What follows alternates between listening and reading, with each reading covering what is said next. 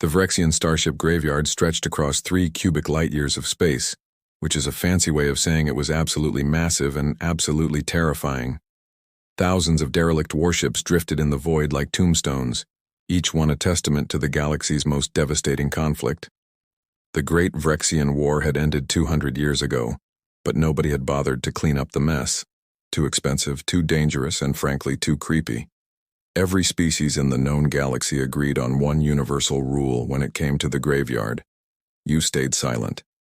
Whether it was out of respect for the millions who died there, or fear of what might still be lurking in those dark corridors, nobody really knew. What mattered was the silence. The oppressive, tomb-like silence that made even the bravest salvagers speak in whispers. Which made it all the more shocking when Captain Jake Morrison of the independent salvage vessel Rusty Endeavor came cruising through the debris field whistling, "Don't Stop Believin'," like he was on a Sunday drive through the countryside. "Captain Morrison," crackled the voice of Pilot Officer Crix through the comms, sounding like someone was strangling a cricket. "I must insist, with the utmost urgency and sincere concern for our continued survival, that you cease making noise immediately." Jake grinned, tapping his fingers on the control panel in time with his whistling. "Crix, buddy, we have been over this. It is a graveyard for ships, not people. Ships do not care if I whistle. The protocol exists for a reason." Crix's voice went up an octave, which was impressive considering he already sounded like he had been inhaling helium. The insectoid navigator was probably vibrating with anxiety in his seat right now, all 6 of his limbs twitching nervously. "The reason is superstition," came another voice, this one gravelly and annoyed. Engineer Mako, a 4-armed cyborg with the personality of a malfunctioning garbage disposal, did not believe in much beyond the laws of physics and the healing power of excessive profanity.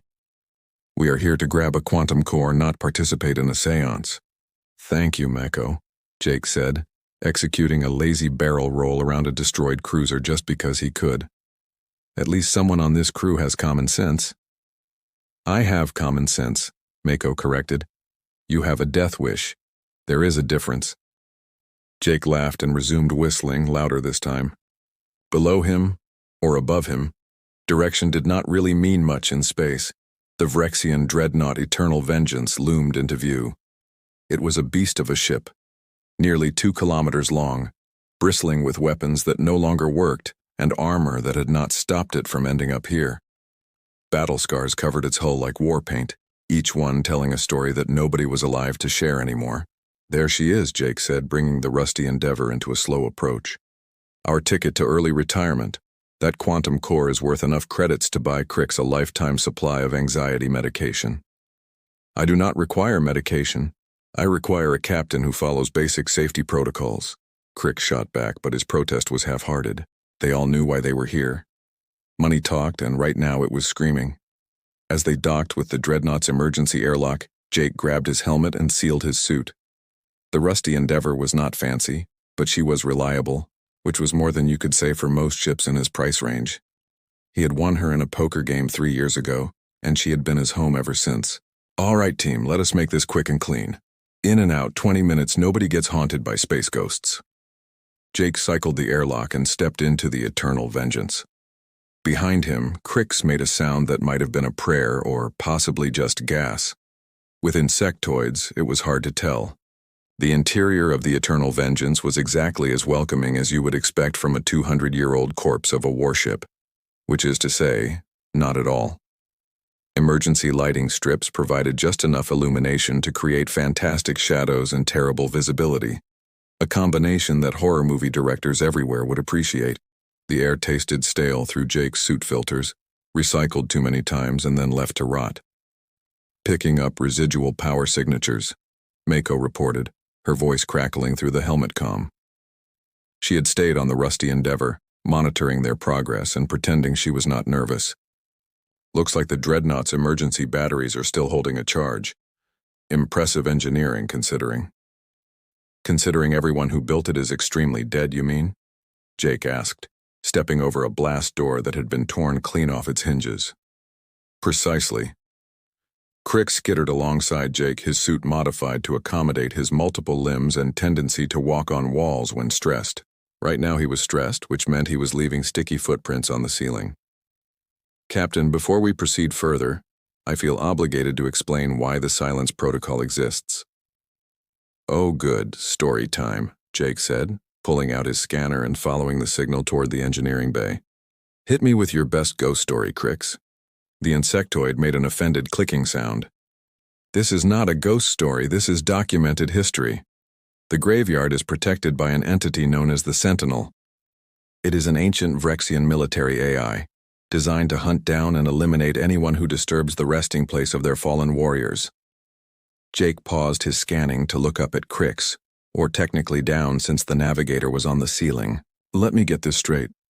You are telling me there is a killer robot that gets mad when people are too loud? It has destroyed 17 salvage operations in the past century, Crix said, his voice dropping to a nervous whisper. Entire crews gone, ships torn apart. The Galactic Salvage Union officially designates this area as a red zone. And yet here we are because the Galactic Salvage Union does not pay my bills. Jake resumed walking, humming now instead of whistling just to prove a point. If this Sentinel thing was real, why has nobody just blown it up? Because nobody knows where it is. Some say it exists in the quantum layer. Others believe it transfers between ships. The point is, it exists, and it does not like noise. Mako's voice cut in. For what it is worth, I have heard the stories too. Most salvagers refuse to come here even for high-value targets. The ones who do either come back with nothing or do not come back at all. Great, so we are either going to be rich or dead, Jake said cheerfully. Those are my two favorite options. They reached the engineering bay, and Jake had to admit the Vrexians knew how to build things. Even destroyed and abandoned, the quantum core sat in its housing like a jewel in a very depressing crown. It pulsed with a faint blue light, still active after all these years. Jackpot, Jake breathed, moving toward it. Then he started singing. Not loudly, but definitely intentionally.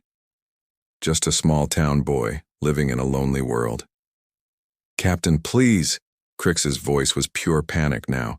He took the midnight train going anywhere. This is not funny. Just a city girl, living in a lonely world. Jake reached for the quantum core, still singing. That was when every light in the engineering bay turned on at once, then every light in the corridor behind them. Then, if the sensors were correct, every light in every ship in the entire graveyard flickered to life simultaneously. Jake stopped singing. Huh, he said. That is not good. Crix made a sound that was somewhere between a scream and a death rattle. I told you, I specifically told you. The temperature in the room dropped, the quantum core's glow intensified, and somewhere in the distance, deep in the bowels of the dead dreadnought, something that had been sleeping for a very long time began to wake up. Okay, Jake admitted, backing away from the core slowly. Maybe there is something to that legend after all. You think? Mako's voice was pure sarcasm laced with genuine concern. My sensors just lit up like a Christmas tree. Every ship in this graveyard just powered on. Engines, weapons, the whole package. Can we leave? Jake asked, trying to sound casual and definitely failing. That depends. Can you run really, really fast? Jake looked at Crix, who looked back at him with the insectoid equivalent of, I hate you so much right now. Run, Jake said. Run, Crix confirmed. They ran. Jake's hand closed around the quantum core just as the first warning klaxon began to wail. It was not a friendly sound. It was the kind of sound that said, you have made a terrible mistake and are about to die for it, which was unfortunately a sound Jake had become very familiar with over his career. Got it, he shouted, yanking the core free from its housing. The device was about the size of a football and weighed approximately nothing, which was convenient because they were about to do a lot of running and Jake preferred his loot to be portable. The entire dreadnought shuddered. Not like a ship powering up, but like something alive stretching after a very long nap. Captain, we have a problem, Mako said, which was her way of saying they were probably going to die. Multiple problems, Jake corrected, sprinting down the corridor with Crix scuttling along the ceiling beside him. I am a multitasker. The lights throughout the Eternal Vengeance were not just turning on anymore. They were pulsing, creating a strobe effect that made running significantly more difficult and nausea significantly more likely. Somewhere behind them, Jake heard the unmistakable sound of bulkheads unsealing, hydraulics groaning back to life after centuries of inactivity. Then the voice came. It echoed through every speaker, every comm system, probably every coffee mug in the entire graveyard. Deep, resonant, and absolutely furious.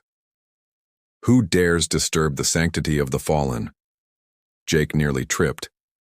Oh, come on, it even talks like a villain. Who wrote this dialogue? The Sentinel, Crix wheezed, terror making him run faster than Jake had ever seen him move. That is the Sentinel. You have violated the sacred silence. You have desecrated these hallowed halls. For this transgression, there is only one punishment. Let me guess, Jake yelled at the ceiling as they rounded a corner. Death? Death! Called it! Jake slid through a half-open blast door, Crix tumbling after him. Listen, Mr. Sentinel, I think we got off on the wrong foot here. I am Captain Jake Morrison, this is my associate Crix, and we are just simple salvagers trying to make a living in this crazy galaxy of ours. Your species is unknown to me. Human, originally from Earth, great place, terrible weather, you would hate it. The human dares to mock me? I mean, if we are being honest, a little bit, yeah. Jake reached the airlock leading back to the rusty Endeavor. Look, this has been fun, but we have a schedule to keep. That was when the combat drones arrived. They poured out of maintenance hatches like mechanical hornets, each one bristling with weapons that looked distressingly functional despite their age. There had to be at least 50 of them, and they all seemed very interested in turning Jake into a fine red mist. Mako, start the ship. Jake grabbed Crix and bodily threw him through the airlock. Already started, get your ass in here. The drones opened fire. Energy bolts sizzled past Jake's helmet as he dove through the airlock, slamming the emergency close button with his fist. The door sealed just as a drone crashed into it from the other side, leaving a very concerning dent in the metal. Jake scrambled into the cockpit where Mako was already undocking, her forearms working multiple control panels simultaneously. Through the view screen, he could see the impossible. Every ship in the graveyard was awake. Thousands of vessels, from tiny fighters to massive dreadnoughts, all powering up in perfect synchronization. Weapon systems that had not fired in 2 centuries were charging. Engines that should have been scrap were humming with energy. It was beautiful and terrifying in equal measure. That is not possible, Mako breathed. The power requirements alone. The Sentinel does not require permission from physics. The voice came through their own ship's speakers now, which was a level of intrusion Jake did not appreciate. Okay, that is just rude, Jake said, dropping into the co-pilot seat and strapping in. Mako, get us out of here. Working on it. The cyborg threw the rusty Endeavor into a sharp dive, narrowly avoiding a plasma bolt from one of the reactivated cruisers. Any brilliant ideas, Captain? Jake looked at the quantum core in his hands, then at the armada of dead ships coming back to life around them, then at Crix, who was hyperventilating in the corner. I have one idea, he said slowly. But you are not going to like it. I already do not like it, Mako confirmed. I have not even told you what it is yet. I know you. Fair point. The rusty Endeavor weaved through a storm of weapons fire that would have made any reasonable person reconsider their life choices. Jake had never claimed to be reasonable. So here's the thing about ancient killer AIs, Jake said, gripping the controls as Mako took them into a corkscrew maneuver that defied several laws of physics and possibly good taste. They are predictable. The Sentinel has successfully defended this graveyard for 200 years. Crix shrieked from somewhere behind them, probably curled into a ball of pure anxiety. That is the opposite of predictable. No, that is experience, Jake corrected. Think about it. This thing has been studying combat tactics for centuries. It knows how every species fights. Phyrexian battle doctrines, Krellan swarm tactics, Thaxian defensive formations. It has seen it all and learned to counter it. Mako yanked them into a hard port turn, the ship groaning in protest. I fail to see how this helps us not die. It knows every species' tactics, Jake repeated slowly, except ours. There was a moment of silence, broken only by the sound of plasma bolts hammering their shields. Oh no, Mako said. Oh yes. Captain, please tell me you are not suggesting what I think you are suggesting. Jake grinned, cracking his knuckles. Mako, you have been complaining about my piloting skills since the day we met. You know what you always say? That I fly like an idiot with a death wish and no tactical sense? That is an accurate assessment of your abilities, yes. Well, guess what tactic the Sentinel has never encountered before? Jake grabbed the controls. Idiot with a death wish and no tactical sense. Buckle up, this is going to be stupid. Negative patterns detected. Adjusting combat parameters. Too late, Robo-Buddy. Jake slammed the throttle forward, sending the rusty Endeavor directly at a massive battle cruiser. The ship's weapons locked on, charging for a killing shot. Crick screamed. Mako cursed in 3 languages. Jake started playing Highway to Hell on the external speakers. At the last possible second, he cut the engines and fired the maneuvering thrusters at full blast, sending them into a wild spin that should have torn the ship apart but somehow did not. They spiraled past the battlecruiser close enough to scrape paint, if there had been any paint left to scrape. The battlecruiser's weapons fired at where they should have been, missing completely. Recalculating. Recalculate this. Jake threw them into another impossibly stupid maneuver, this time flying in a figure-8 pattern while spinning like a top. Mako, start narrating my movements in the most confusing way possible. What? Just do it. Mako stared at him for a moment, then shrugged with all 4 shoulders. The rusty Endeavor is now performing a tactical maneuver known as the Drunken Seagull, invented by Captain Morrison after too much tequila at a spaceport bar. It involves flying in random directions while making everyone on board regret their life choices. Pattern analysis inconclusive. The captain is now executing a barrel roll for no tactical reason whatsoever. Mako continued deadpan. He is grinning like an idiot. I am questioning my career choices. Crix has fainted. Jake laughed, pulling them through a debris field at speeds that were definitely not recommended by the manufacturer. 2 dreadnoughts tried to box them in, their weapons forming a kill zone that nothing should survive. Jake flipped a coin he pulled from his pocket. Heads we go left, tails we go right. It landed on tails. He went up. The dreadnought's fire crossed in the empty space where they should have been, shields colliding in a spectacular light show. Human tactics are illogical. No pattern exists. That is because I'm making it up as I go. Jake whooped, pulling another random maneuver. Mako, what do the sensors say? They say we should all be dead, but we are not, so clearly the universe has stopped making sense. Mako checked her readouts. Shields at 60%. The Sentinel is adapting, but slower than anticipated. Your stupidity is actually working. My stupidity always works. It is my secret weapon. They dodged, weaved, and generally made a mockery of proper space combat doctrine for another 5 minutes. Jake made decisions based on gut feelings, coin flips, and at one point, by asking Crix to pick a number between 1 and 10 while the insectoid was still unconscious. But then the tone of the pursuit changed. Chaos theory protocols engaged. The weapons fire started anticipating his random movements. Not perfectly, but close enough. Uh-oh, Jake said. Uh-oh, Mako echoed. I hate when you say uh-oh. The Sentinel is learning to predict my unpredictability by accepting that I am unpredictable. That sentence hurt my brain. Shields at 30%, Mako reported grimly. Whatever you are going to do next, do it fast. Jake looked at the quantum core sitting in the co-pilot seat, then at the thousands of ships surrounding them, then at the speaker where the Sentinel's voice kept booming threats and calculations. An idea formed. It was possibly his worst idea yet, which was saying something. I need to talk to it, Jake said. Talk to it? It is trying to kill us. Yeah. But why? Jake opened a direct communication channel to the Sentinel. Hey robot, time out. I want to have a conversation. There will be no negotiations. Not a negotiation, just a chat. Do not you get lonely out here? The weapons fire paused for exactly 3 seconds, then resumed with even more intensity. But those 3 seconds told Jake everything he needed to know. Lonely, Jake repeated. dodging another volley of plasma fire with a maneuver that he decided to call the confused pretzel. You have been sitting in this graveyard for 200 years, talking to nobody, protecting ships that nobody cares about anymore. That has got to be rough on the old circuits. I do not experience loneliness. I am a perfect instrument of war. Perfect instruments of war do not usually need to announce how perfect they are, Jake pointed out, weaving between two frigates.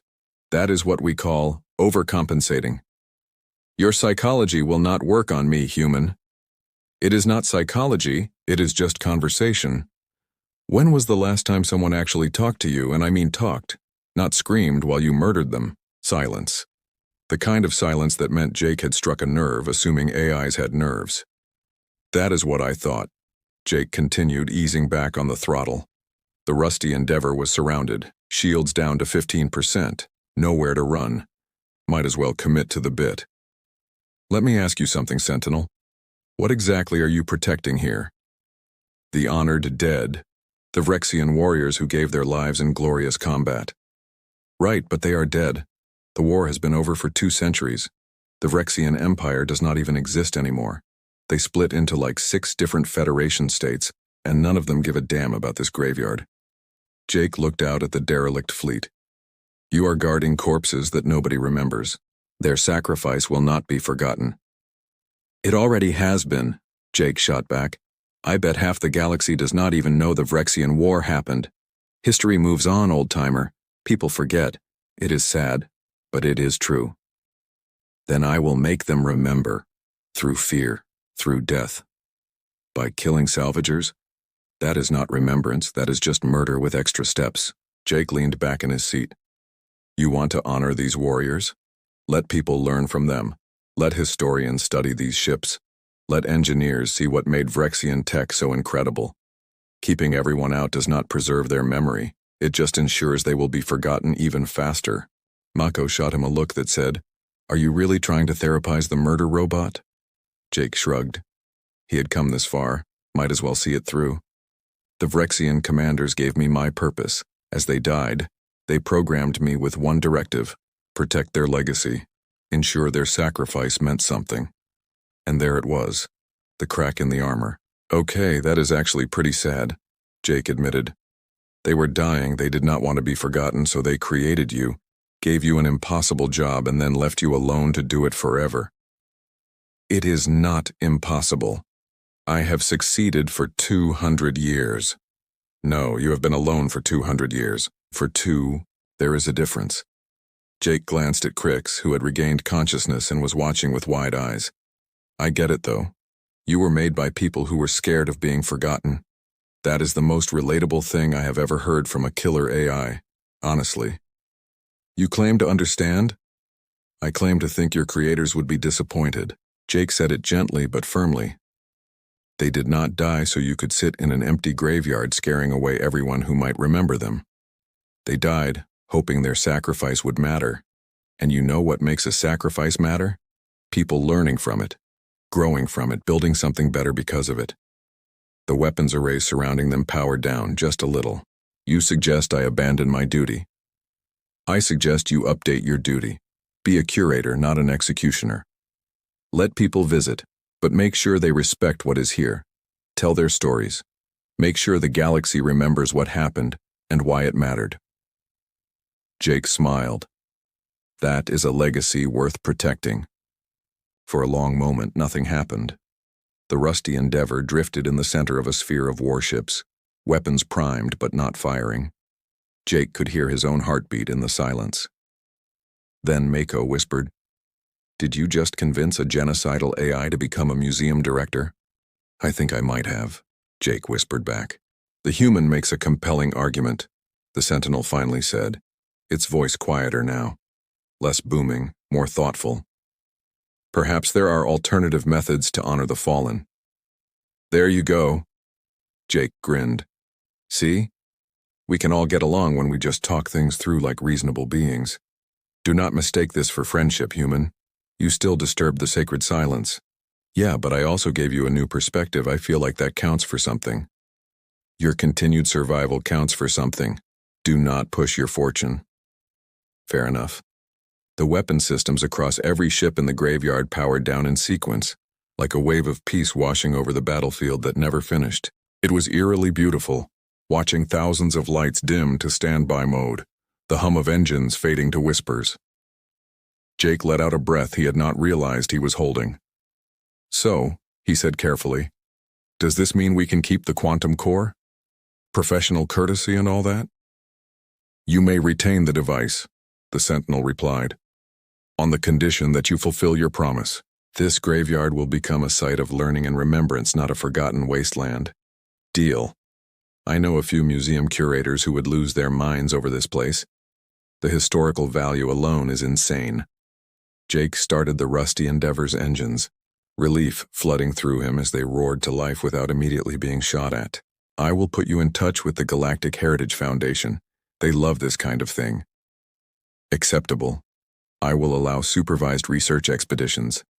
Looting will still result in death." "That is fair. Reasonable boundaries are important in any relationship." "We do not have a relationship, human." "Sure we do. We are friends now. Graveyard buddies. I am reconsidering the death penalty." Crix finally found his voice, though it came out as a strangled squeak. "Captain Morrison, I cannot believe you just negotiated a peace treaty with the most dangerous AI in known space by giving it career counseling."